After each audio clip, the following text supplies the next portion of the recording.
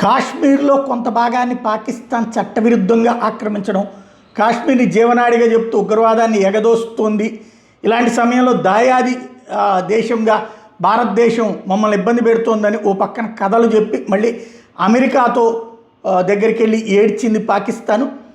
America మొన్న ఏదైతే మనతో ఒప్పందం కుదుర్చుకున్నటువంటి సందర్భంలో POJK పాక్ ఆక్యుపైడ్ కాశ్మీర్ మనదే అన్నటువంటిది వాళ్ళు రిలీజ్ చేసిన మ్యాప్లో ఉన్న నేపథ్యంలో పాకిస్తాన్ వాళ్ళ దగ్గరికి వెళ్ళి ఏడ్చి నచ్చజెప్పి చివరికి ఆ మ్యాప్ని తొలగించేలా చేయడంలో సక్సెస్ అయింది.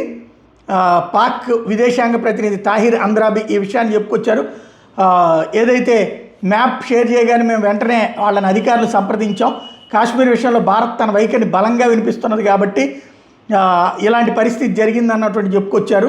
మేము దాన్ని తీపించాం అన్నటువంటి లెక్క ఇప్పుడు చెప్పుకొస్తోంది పాకిస్తాన్.